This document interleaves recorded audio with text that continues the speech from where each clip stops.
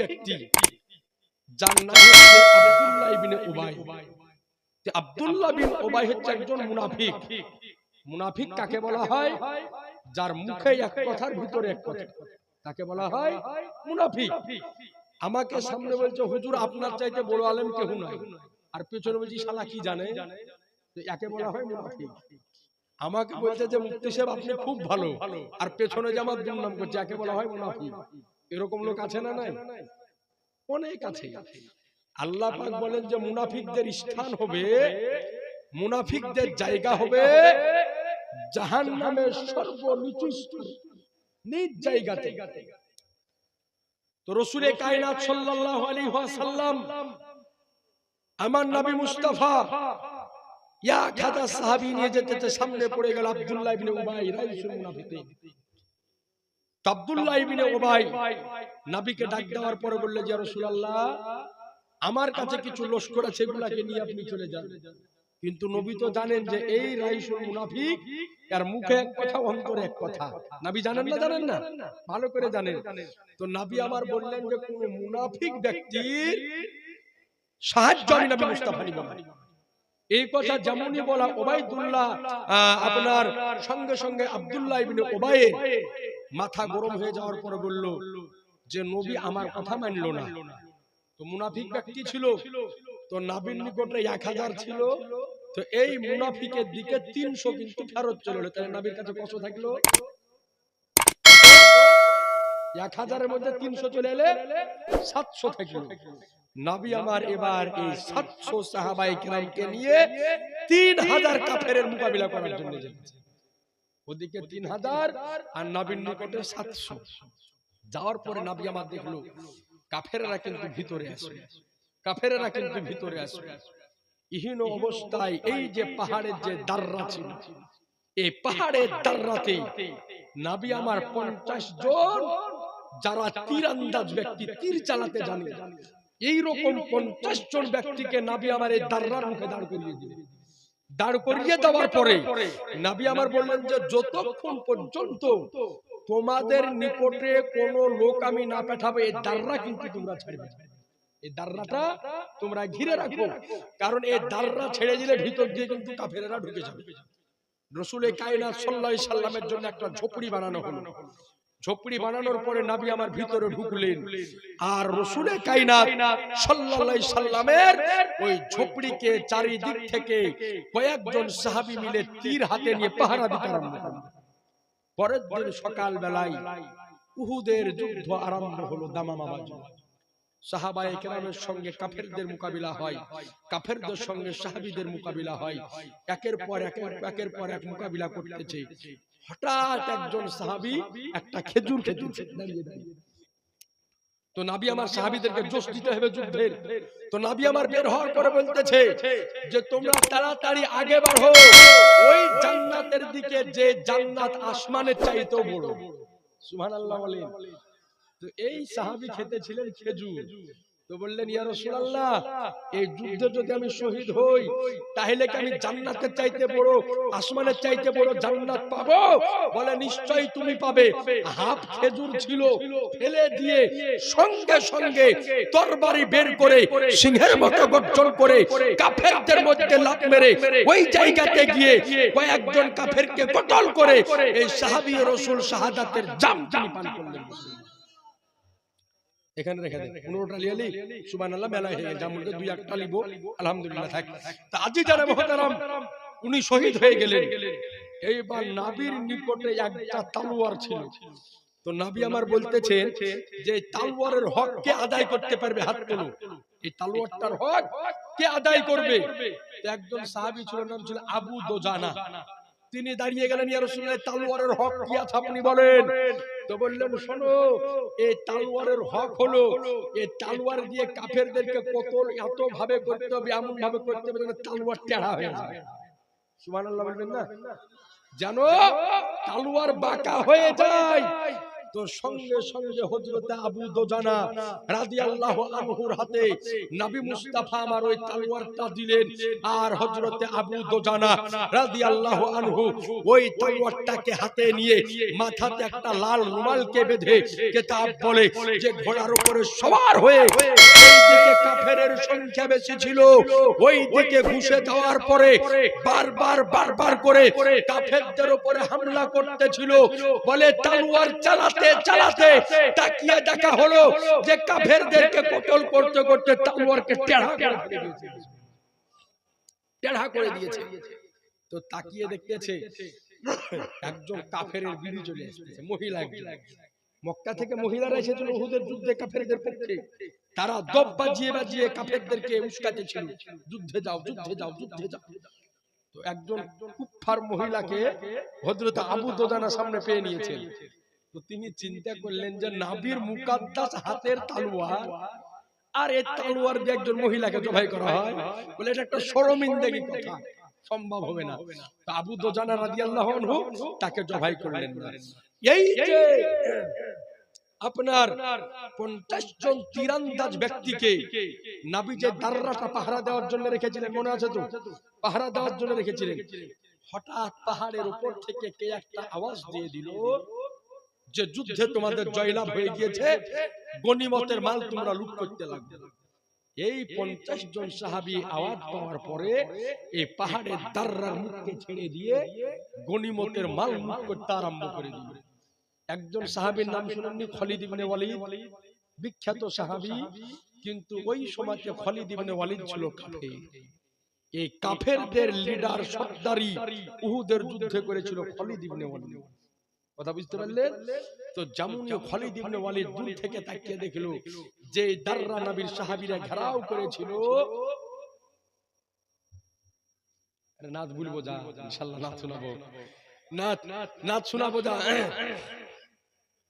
ইনশাআল্লাহ নাচ শোনাবো। বস বস বস বস, গজল শোনাবে, গজলে রেখে দুই পাশে দুটি, ইনশাআল্লাহ গজলে দুটি আছে, ইনশাআল্লাহ শোনাবে তোরাকে। বস। তো এইবার খালিদ ইবনে ওয়ালিদ কাফেরদের আপনার লিডারি করতেছিল। ওই সময় খালিদ ইবনে ওয়ালিদ কিন্তু ইসলাম কবুল করেনি। তো খালিদ ইবনে ওয়ালিদ দেখলো যে পাহাড়ের দাররার মুখ কিন্তু ছুটে গিয়েছে, সঙ্গে সঙ্গে কয়েক হাজার কাফের লস্কর নিয়ে ওই দাররার মুখ দিয়ে ভিতরে ঢুকে গিয়েছে। যেমন ভিতরে ঢুকে গিয়েছে, সাহাবায়ে কেরাম গনিমতের মাল লুট করতে ব্যস্ত রয়েছে, গনিমতের মাল আপনার নিতে ব্যস্ত রয়েছে। আর পিছন দিক থেকে কাফেররা তলোয়ার চালাতে চালাতে সাহাবায়ে কেরামদেরকে কতল করতে আরম্ভ করে দিল। সাহাবায়ে কেরামের রক্ত ঝরতেছে, চারিদিকে এবার কার পড়ে গেল। যুদ্ধের আপনার যে পরিবেশ ছিল উল্টে গেল। সাহাবায়ে কেরাম কেউ দৌড়ে পালিয়ে যেতেছে, কেউ ময়দান ছেড়ে দূরে চলে যেতেছে। অনেক সাহাবায়ে কেরাম তলোয়ার ফেলে দিয়ে বাইরে চলে গিয়েছে। একজন সাহাবী ছিল হযরত আনাস ইবনে মালিকের চাচা, যার নাম ছিল আনাস ইবনে নাজার। তাকে জিজ্ঞাসা করা হলো, ওগো আনাস ইবনে নাজার, তলোয়ার কেন ছেড়ে দিয়েছো, যুদ্ধ কেন বাদ দিয়েছো? তো বলে যে শোনো, যেই নবী মুস্তাফার জন্য আমরা যুদ্ধে এসেছি, যেই নবীর জন্য জিহাদে এসেছি, ওই নবী মুস্তাফাকে কাফেরেরা শহীদ করে দিয়েছে। কার জন্য আর যুদ্ধ করব, কার জন্য আর জীবন দিব? সঙ্গে সঙ্গে আমার মাওলায়ে আলী মুশকিলে কুশা হায়দারে কাররার হযরত আলী মুর্তজা রাদিয়াল্লাহু আনহু চিন্তা করলেন যে খোদা, যেই নবীর জন্য যুদ্ধের ময়দানে এলাম, যেই নবীর জন্য জিহাদের ময়দানে এলাম, ওই নবী যখন বেঁচে নেই, তো আমি আর দুনিয়াতে বেঁচে থাকবো না। জুলফিকার তরবারিকে বের করে যেই দিকে হাজার হাজার কাফেরের দল ছিল, ওই জায়গাতে যাওয়ার পরে হযরত আলী তলোয়ার চালাতে চালাতে সঙ্গে সঙ্গে ওই জায়গাতে যুদ্ধের রূপকে পরিবর্তন করে দিলেন। কিছু সাহাবায়ে কেরাম তলোয়ার ছেড়ে দিয়েছেন, কিছু সাহাবায়ে কেরাম দূরে রয়েছেন। এর মধ্যে সাহাবায়ে কেরাম কিছু তলোয়ার চালাতেছে। তো তলোয়ার চালাতেছে আর নজর কিন্তু খুঁজতেছে যে নবী কোন দিকে আছে। বলে নবী শাহাদাত বরণ করুক আর বাহায়াতে থাকুক, নবীকে দেখতে পেলে কাজ হবে। হঠাৎ তাকিয়ে দেখতেছে একজন সাহাবী রাসূল, যে নবী আমার কাফেরদের মধ্যে পড়ে গিয়েছে। কাফেররা, তার চারিদিকে কাফের, আর মাঝখানে আমার নবী মুস্তাফা। দাঁড়িয়ে রয়েছেন। কাফেরদের তো একটাই চিন্তা যে নবীকে শহীদ করতে হবে, নবীকে দুনিয়া থেকে বিদায় করতে হবে। নবী আমার তাকিয়ে দেখলো যে এইবার কয়েক হাজার কাফের আমার দিকে তেড়ে চলে আসতেছে। তো সঙ্গে সঙ্গে নবী আমার এবার সাহাবায়ে কেরাম নবীর চেহারাকে যেমন দর্শন করে নিয়েছেন, আবার জোশে জিহাদ তিনাদের রক্তে হাজির হয়ে গেল। আবার তিনারা তলোয়ার ধরে নিলেন। দূরে নবী আমার আছে, কাফেরেরা ঘেরাও করে নিয়েছে, নবীকে মারার জন্য আসতেছে। ওই জায়গাতে নবী আমার বললেন, ও সাহাবায়ে কেরাম, তোমাদের মধ্যে কে এমন রয়েছে যে আজকে আমার এই জায়গাতে আমার সামনে উপস্থিত হবে? যেই ব্যক্তি উপস্থিত হবে তার জন্য আমি রাসূলুল্লাহ কিয়ামতের ময়দানে জান্নাতের গ্যারান্টি দিয়ে দিলাম। কে আছে চলে এসো। তো নবীর একজন সাহাবী যার নাম ছিল হযরত সাদ বিন আবি ওয়াক্কাস রাদিয়াল্লাহু আনহু, এত তীর আন্দাজ ব্যক্তি ছিলেন, এত গতিতে তীর চালাতে পারতেন। সঙ্গে সঙ্গে এক দৌড় দিয়ে নবীর সামনে বলেন, ইয়া রাসূলুল্লাহ খবর কি? বলে, সাদ, তোমার কদমে আমার মা বাপ কুরবান। নবী আমার নিজ হাতে ধনুক উঠিয়ে দিলেন, বলে চালাও তীর।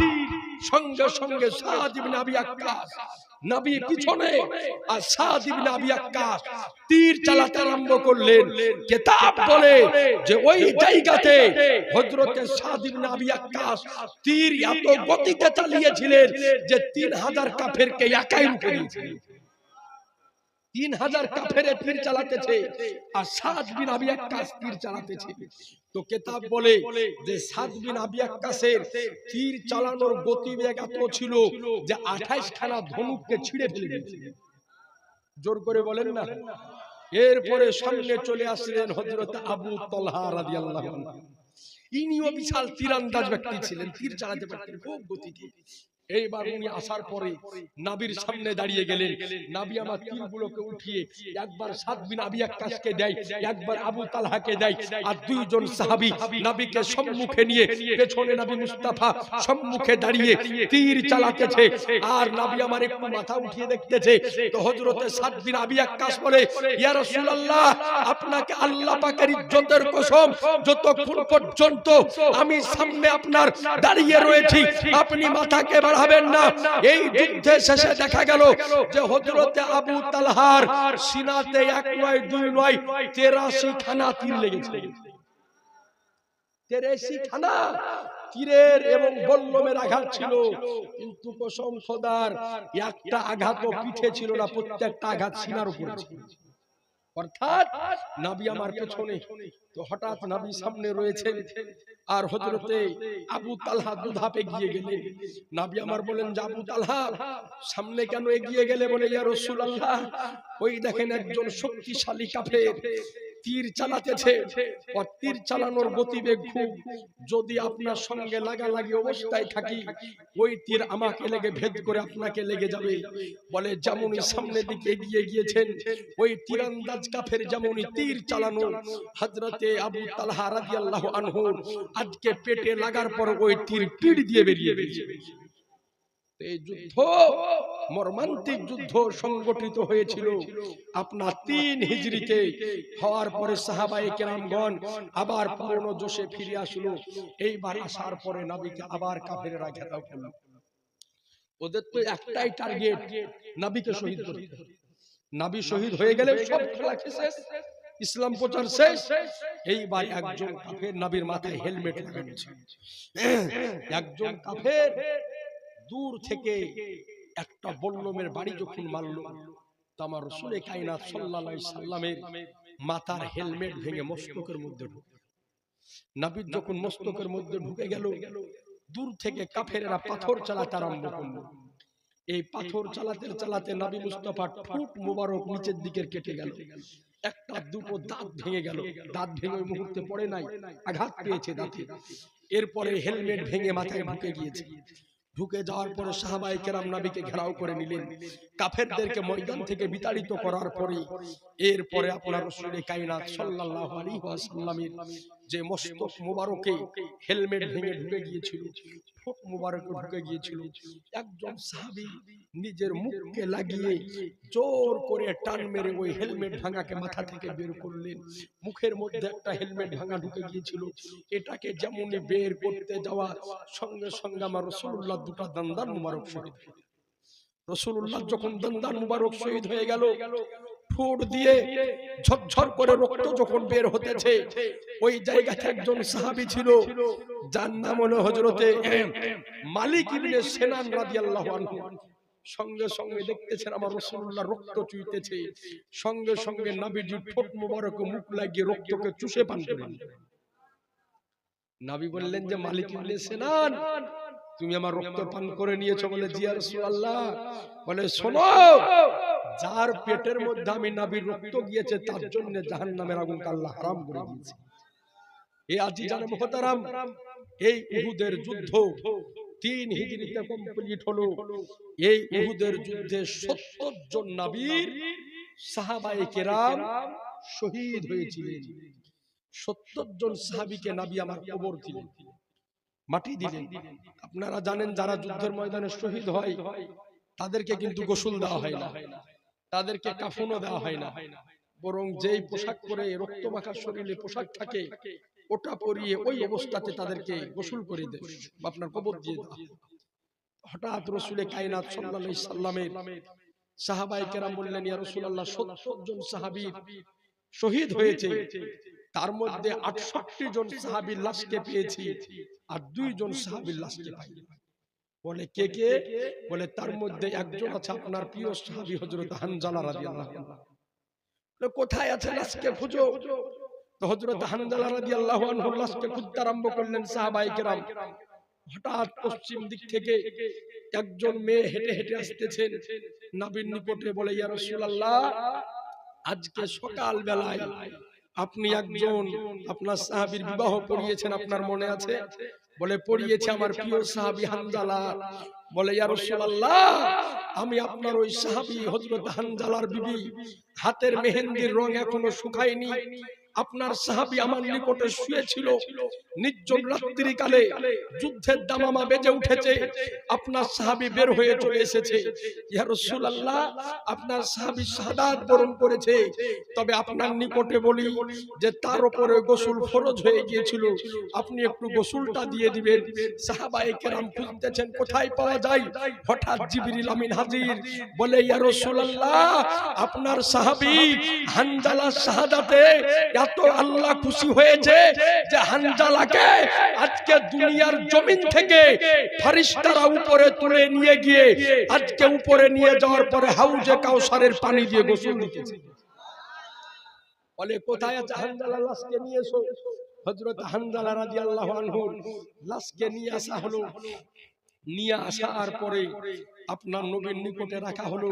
তো আমার রাসূলুল্লাহ বলেন যে আমি যখন হানজালার মাথায় হাত দিলাম তো দেখলাম মাথার চুলগুলা ভিজা অবস্থায় রয়েছে। জি, এই যে আল্লাহর রহমতের ফেরেশতারা আসমানে নিয়ে গিয়ে হাউজের কাউসারের পানি দিয়ে গোসল দিয়েছেন। কেন দিয়েছেন? কারণ একটা হচ্ছে, সেটা হচ্ছে আমার নবীর ইশক মুহাব্বত, নবীর ভালোবাসা। যেমনই দামামা বাজিয়েছে, এক ধাপ পিছপা হয়নি, বিবির নিকট থেকে উঠে যুদ্ধের ময়দানে হাজির হয়ে গিয়েছে। চিন্তা করলেন যে গোসল টোসল যদি করতে যায় তো দেরি হয়ে যাবে, কোন দিকে খেয়াল করেনি, যুদ্ধের ময়দানে গিয়ে হাজির। এইবার তিনাকে নবী আমার জানাজা পড়ে ওই জায়গাতে তিনাকে দাফন করলেন। এইবার উহুদের যুদ্ধের একটা ঘটনা আপনাদেরকে শুনিয়ে দিই। উহুদের যুদ্ধে যারা শাহাদাত বরণ করেছিলেন এদের কবরকে নবী আমার দিলেন। দেওয়ার পরে প্রায় 46 বছর পরে, নবীর ইন্তেকালের পরে 46 বছর পরে এই সাহাবায়ে কেরামদের আপনার কবরকে খোলা হয়েছে, উন্মুক্ত করা হয়েছে। উন্মুক্ত করার পরে আপনার তাকিয়ে দেখতেছেন 46 বছর পূর্বে যেমন দাফন করা হয়েছিল এখনো ওই অবস্থায় রয়েছে। আর সাহাবায়ে কেরামদের হাত কার কোন জায়গায় আছে?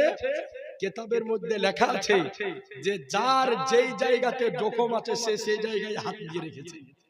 46 বছর পরে সাহাবায়ে কেরাম যারা শাহাদাত বরণ করেছিলেন, তো মদিনার মানুষে নিজ চোখে সচক্ষে দেখেছিল, তো তারা বলেন যে আমরা যেমনই হাত কেমনি করে হঠাৎ দেখি জমিদার তাজা রক্ত বের হচ্ছে। জোরে বলেন, বলেন যে তাজা রক্ত বের হতেছে। এ আজিজানে মুহতারাম, এই জন্য কোন শায়ের বলেছেন, জমি मैली नहीं होता, बदन मैला नहीं होता, मोहम्मद के गुलामों का कफन मैला नहीं। এই আজিজানে মুহতারাম, তো নবীর যারা সচ্চা গোলামি করেছে, আল্লাহ পাক তিনাদেরকে দুনিয়াতে যেমন রেখেছেন, কবরও আল্লাহ পাক তিনাদেরকে তেমন করে রেখেছেন। এই জন্য নবীর সচ্চা গোলাম আমাকে আপনাকে হতে হবে। এ ছিল তৃতীয় হিজরির সবচাইতে বড় যুদ্ধ, তার নাম ছিল জঙ্গে উহুদ। এই জঙ্গে উহুদ এই তৃতীয় হিজরিতে সংগঠিত হয়েছিল। দরুদে পাক পড়ুন আল্লাহুম্মা।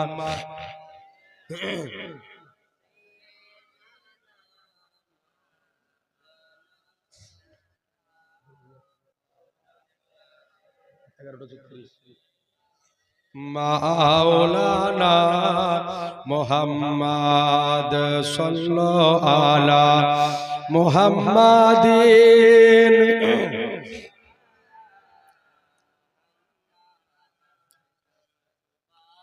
সেনে কালো পাক নামে মুহাম্মদ, হরদম জবান সেনে কালো শফিআনা মুহাম্মদ সাল্লাল্লাহু আলাইহি সাল্লাম। এইবার 3 হিজরি বাদ দিয়ে তারপরে শুরু হলো চতুর্থ হিজরি। চতুর্থ হিজরি, এই 4 হিজরিতে যতগুলি ঘটনা ঘটেছিল, তার মধ্যে একটা মর্মান্তিক ঘটনা সংঘটিত হয়েছিল। মদিনার মক্কা এবং উসফান নামক একটা স্থান, তার মধ্যবর্তী একটা জায়গা, তার নাম হচ্ছে রাজি। এই রাজিতে ওই সমস্ত মানুষ বসবাস করত যাদের কারো বাপকে উহুদের যুদ্ধে জবাই করা হয়েছিল, কারো চাচাকে বদরের যুদ্ধে জবাই করা হয়েছিল, তারা এই জায়গায় বসবাস করত। তো তারা সব সময় চিন্তা করত যে নবীর সাহাবীদেরকে কেমন করে জবাই করে বদলা নেওয়া যায়, একটা চিন্তা তাদের। তো ওখানকার 10 থেকে 12 জন মানুষ নবীর নিকটে হাজির হলেন। হাজির হওয়ার পরে বলল যে ইয়া রাসূলুল্লাহ, আমাদের রাজির কিছু মানুষে ইসলাম ধর্ম কবুল করে নিয়েছে, তো আপনি আপনার কয়েকজন সাহাবীকে পাঠিয়ে দেন আমাদের ওখানে, যাতে করে তারা আমাদেরকে দ্বীন এবং ইসলামের শিক্ষা দান করেন। কিন্তু এটা ছিল তাদের মিথ্যাচার, যে নবীর সাহাবীরা যাবে তাদেরকে নিজে এলাকায় পাবর জবাই করবে, এটা ছিল তাদের মিথ্যাচার। নবী আমার 10 জন সাহাবীকে রেডি করলেন। হযরত আসাম বিন সাবিত, যায়েদ ইবনে দাসিনা, আব্দুল্লাহ ইবনে তারিক আর হযরত খুবাইব রাদিয়াল্লাহু আনহুম আজমাইন, এই রকম বড় বড় 10 জন সাহাবীকে নবী আমার রেডি করলেন যে তোমরা রাজিতে চলে যাও। কিন্তু ওরা তো দ্বীন ইসলামের শিক্ষা শিখবে না, ওদের কাজ হলো যে নবীর সাহাবীদেরকে জবাই করে সেই কতলের হত্যার বদলা আমরা নিব। নবীর 10 জন সাহাবী যেমনই রাজিতে পৌঁছে যাও, রাজির মানুষকে ডাক দিল, যে ওগো রাজির মানুষ, আজ তোমাদেরকে দ্বীন ইসলামের শিক্ষা দেওয়ার জন্য আমরা এই জায়গায় উপস্থিত হয়েছি, খুব তাড়াতাড়ি তোমরা দ্বীন ইসলামের শিক্ষা নেওয়ার জন্য এসো। তো সঙ্গে সঙ্গে নবীর 10 জন সাহাবীকে 200 জন কাফের চারিদিক থেকে ঘেরাও করে নিল। নবীর 10 জন সাহাবী আর কাফের হলো 200 জন, চারিদিক থেকে ঘেরাও করে নিয়ে সাহাবীদের উপরে তীর এবং পাথরের বর্ষণ আরম্ভ করল। 10 জন সাহাবী চিন্তা করলো যে আল্লাহ, আমরা তো আজ যুদ্ধের জন্য আসিনি, হাতিয়ার বেঁধে আনিনি, ওগো আল্লাহ আমরা তো যুদ্ধ করব না। তো 10 জন সাহাবী নিজের জীবনকে বাঁচানোর জন্য আপনার পাহাড়ের একটা উঁচু চূড়ার উপরে উঠে গেল। এইবার কাফেরেরা নিচ থেকে তীর চালায়, তীর কিন্তু উপরে পৌঁছায় না। তো কাফেরেরা দেখলো যে এদেরকে পাহাড়ের উপরে থাকলে মারা যাবে না, এদেরকে মারতে গেলে নিচে নামাতে হবে, তার জন্য কি করতে হবে, আরেকটা মিথ্যা চাল চালতে হবে।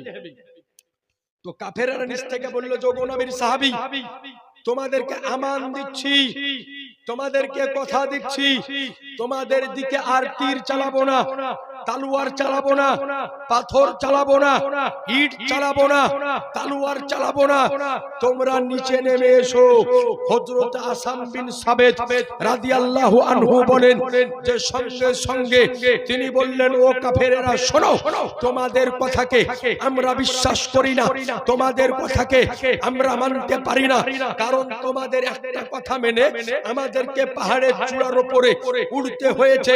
তিনি চিন্তা করলেন যে ওগো খোদা, আজকে এই জায়গাতে শাহাদাত বরণ করতে হবে, মৃত্যু বরণ করতে হবে, জীবন তো যাবে, প্রাণ তো যাবে, মৌত তো হবে, বিবি তো বেওয়া হবে, ছেলে মেয়ে এতিম হবে, কিন্তু খোদা আজকে এই রাজির 200 জন কাফেরকে দেখিয়ে দিতে চাই যে নবীর একজন সাহাবীর ক্ষমতা কত হতে পারে। হযরত আসাম বিন সাবিত সঙ্গে সঙ্গে 8-6 জন তিনার সাথীকে নিয়ে নারায়ে তাকবীরের ধ্বনি দিয়ে পাহাড়ের উপর থেকে সিংহের মতো গর্জন করে লাফ দিয়ে আজকে হাতের উপরে পাথর নিয়ে 200 জন কাফেরের মোকাবিলা আরম্ভ করলেন।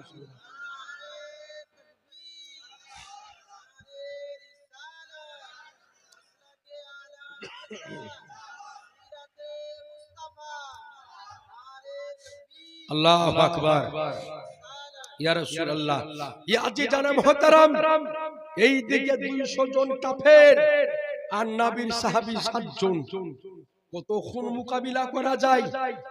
হঠাৎ হযরত আসাম বিন সাবিতকে ধোঁকা দিয়ে পাহাড়ের নিচে কাফেররা জবাই করে শহীদ করে দিলেন। আসাম বিন সাবিত শহীদ হয়ে গেল। এই খবর কিন্তু মক্কায় পৌঁছালো। জঙ্গে বদর এবং উহুদে বড় বড় কাফেরদেরকে আসাম বিন সাবিত জবাই করেছিলেন। তো মক্কার কাফেরেরা বলল, হ্যাঁ গো, আসাম বিন সাবিতকে শহীদ করলো কারা? এত বড় বীর পালনকে কারা শহীদ করলো? এরা খুব খুশি মক্কার কাফেরেরা। তো বললো যে রাজির মানুষেরা ধোঁকা দিয়ে শহীদ করেছে। তো বললো যে শোনো, আমরা বিশ্বাস করি না, এক কাজ করো, মক্কা থেকে 10 জন ব্যক্তি যাও আর আসাম বিন সাবিতের শরীরের কিছু কিছু জায়গাকে কেটে নিয়ে এসো, যেটা দেখে আমরা চিহ্নিত করতে পারবো যে হ্যাঁ ওকে জবাই করে দেওয়া হয়েছে, তাহলে আমরা মনে শান্তি পাবো। এইবার মক্কা থেকে 10 জন ব্যক্তি আসতে আসাম বিন সাবিতের নিকটে, আর ওই জায়গাতে নবী 3 জন সাহাবীকে কাফেরেরা গ্রেফতার করে নিয়েছিল আগে থেকে। হযরত খুবাইবকে, যায়েদ বিন দাসিনাকে আর আব্দুল্লাহ ইবনে তারিক, তাদের হাত বাঁধা অবস্থায় আছে। হযরত খুবাইব রাদিয়াল্লাহু আনহু বলেন যে আসাম বিন সাবিতের লাশ জমিনে পড়ে রয়েছে।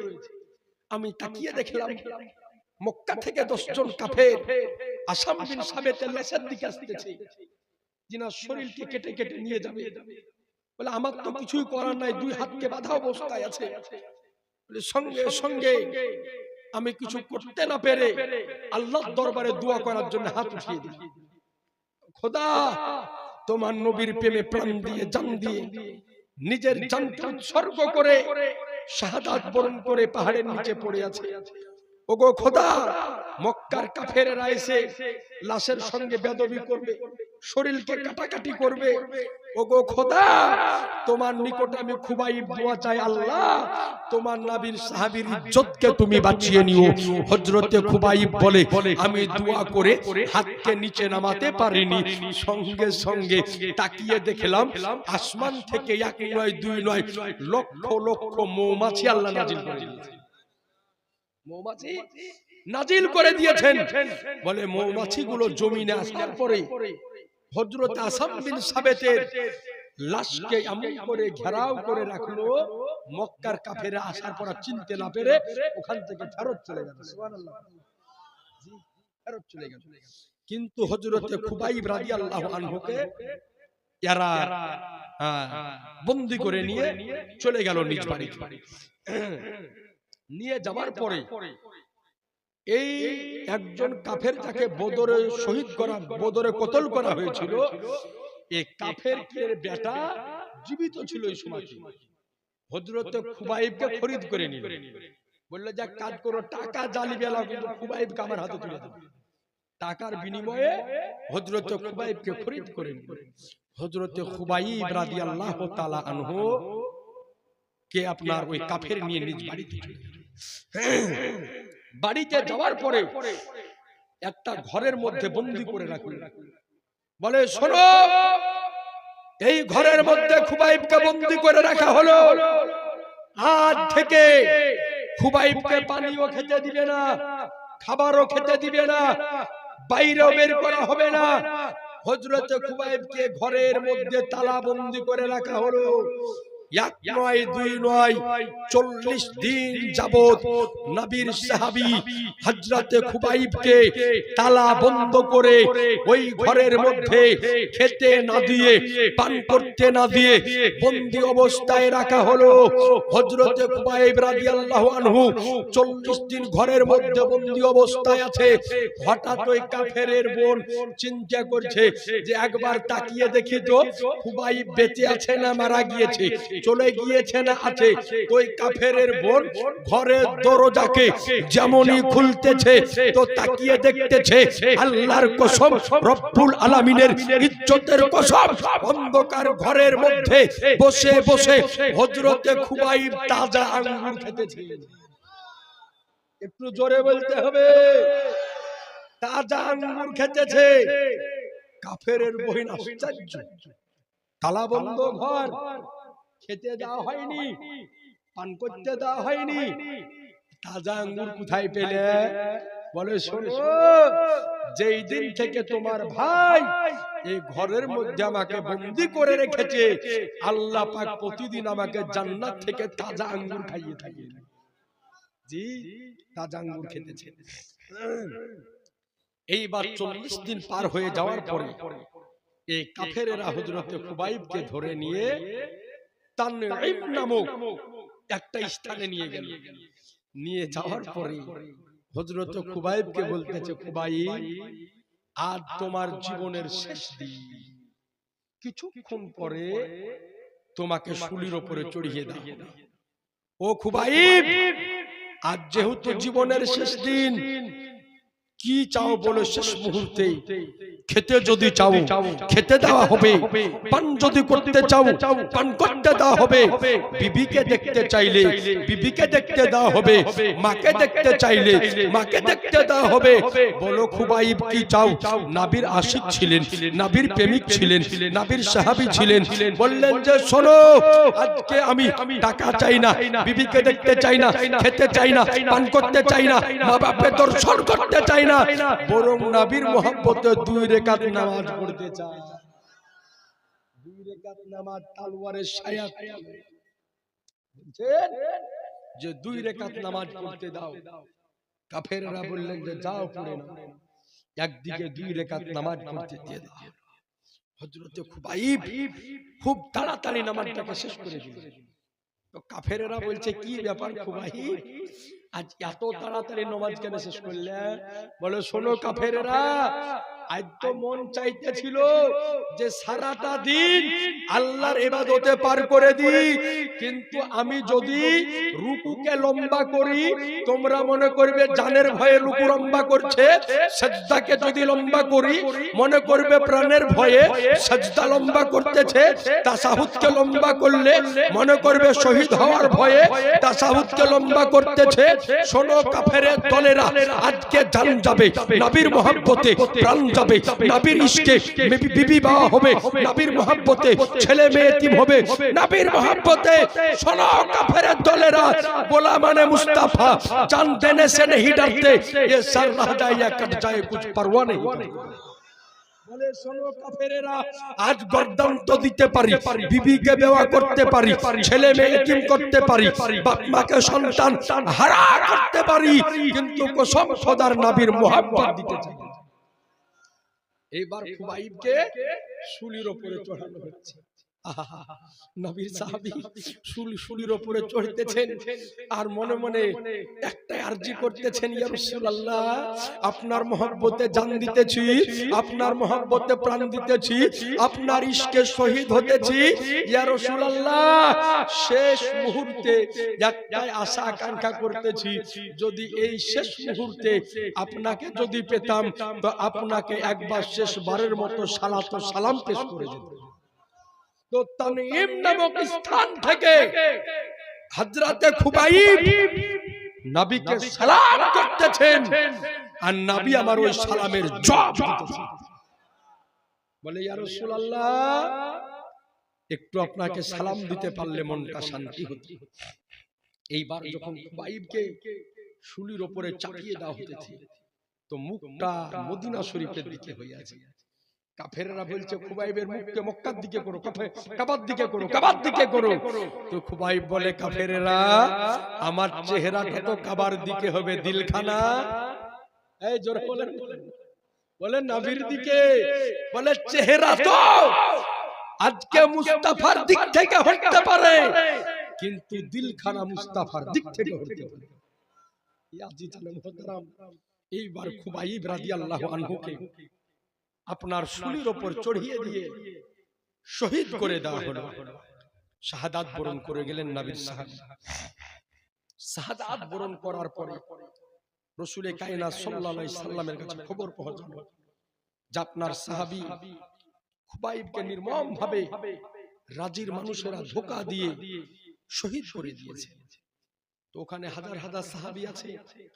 নবী আমার বললেন, তোমরা এতগুলো সাহাবীর মধ্যে যদি তামিম নামক স্থান থেকে খুবাইবের লাশকে কেউ নামিয়ে আনতে পারো, তার জন্য কিয়ামতের দিন আমি নবী জান্নাতের গ্যারান্টি দিই। বলেন, সাহাবীরা যাবে না? মউত হলো তো কি হলো, জান্নাতের গ্যারান্টি পেলাম, ঠিক কি না? তো দুইজন সাহাবী খাড়া হলেন, জুবায়ের বিন আল আওয়াম আর মিকদাদ বিন আল আসওয়াদ।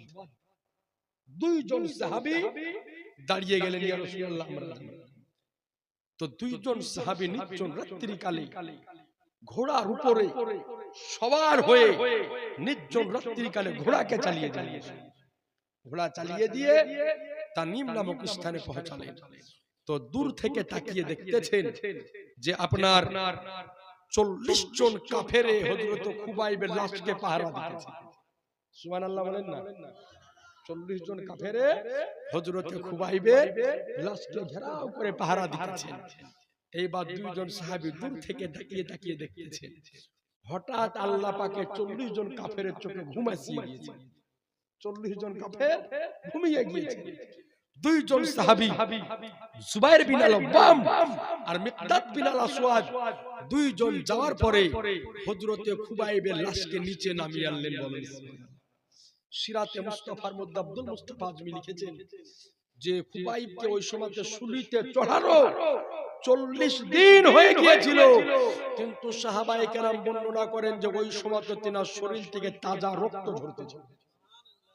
ওই সময়তে শরীর থেকে তাজা খুন টপকতেছিল, তাজা খুন আপনার ঝরতেছিল। তো দুইজন সাহাবী খুবাইবের লাশকে ঘোড়ার উপরে উঠিয়ে নিয়ে ঘোড়া চালিয়ে দিলেন।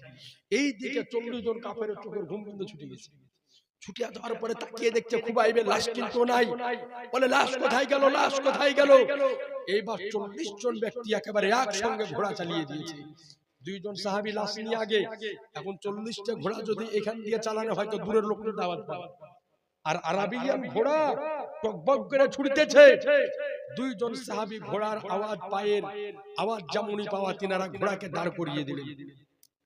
দাঁড় করিয়ে দেওয়ার পরে তাকিয়ে দেখতেছেন যে 40 জন কাফের আমাদের পিছু নিয়ে নিয়েছে, পিছে পিছে আসতেছে, পিছে পিছে আসতেছে।